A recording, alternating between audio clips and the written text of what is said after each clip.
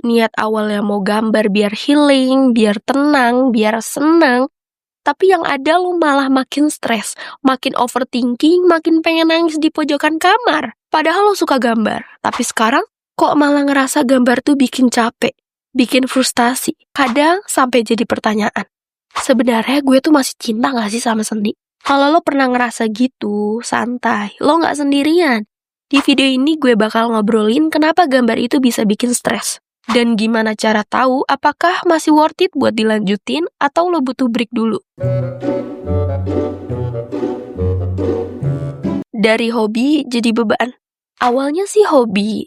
Gambar karena seru, karena suka karakter lucu, atau cuma pengen coret-coret gak jelas di belakang buku sekolah. Tapi makin kesini, makin berat rasanya. Kenapa? Karena ekspektasi. Kadang dari orang lain, tapi yang paling sering dari diri sendiri. Harus improve dong, nggak boleh stuck dong. Orang lain udah sejauh ini kok gue masih di sini. Akhirnya lo gambar bukan buat fun lagi, tapi buat ngejar sesuatu. Entah itu pengakuan, like, atau rasa. Gue harus jadi lebih jago. Dan kalau itu nggak lo dapet, lo ngerasa gagal. Dan dari situ, stres mulai datang. Tanda-tanda lo butuh rehat. Sekarang coba tanya diri lo, relate gak sama tanda-tanda ini? Yang pertama, lo males buka drawing app atau sketchbook lo sendiri. Yang kedua, setiap kali gambar bawaannya kesel karena gak sesuai ekspektasi. Yang ketiga, lo ngerasa bandingin diri lo sama artis lain sampai ngerasa rendah. Yang keempat, gambar yang dulu bikin happy sekarang malah bikin cemas. Dan yang kelima, lo gak inget kapan terakhir kali lo gambar buat diri sendiri, bukan buat tuntutan. Kalau jawaban lo iya di lebih dari 2 poin, berarti ya mungkin lo emang lagi butuh break. Bukan berarti lo gagal sebagai seniman, tapi lo manusia. Lo juga butuh waktu buat recharge. Gambar bisa jadi racun kalau dipaksa. Seni itu powerful. Tapi kayak semua hal powerful lainnya, kalau nggak dirawat dengan sehat, bisa jadi toksik juga. Kadang kita mikir, kalau gue berhenti sekarang, nanti skill gue turun. Tapi lo tahu nggak yang lebih parah dari skill turun? Mental lo tumbang. Gue pernah ngerasa harus gambar setiap hari. Waktu gue skip sehari aja, langsung ngerasa bersalah. Tapi waktu dipaksa setiap hari, malah makin gak enjoy. Makin banyak coretan yang gak puas, makin ngerasa gak cukup. Sampai akhirnya gue sadar, kadang istirahat itu juga bagian dari proses. Lo gak perlu produktif terus buat jadi dibilang seniman.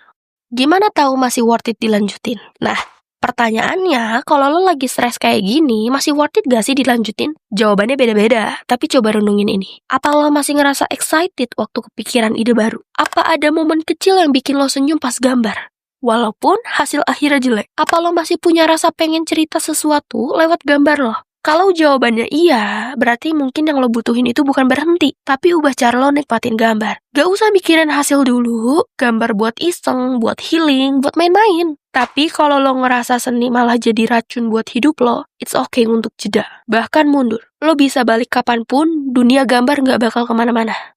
Tips balikin feel gambar lo lagi. Kalau lo pengen nyoba balikin feel-nya lagi, nih beberapa hal yang pernah gue lakuin dan cukup ngebantu. Yang pertama, gambar tanpa tujuan. Coret-coret asal kayak anak kecil main krayon. Yang kedua, coba media baru. Misal lo digital, cobain tradisional atau sebaliknya. Dan kalau lo tradisional, cobain deh alat-alat baru.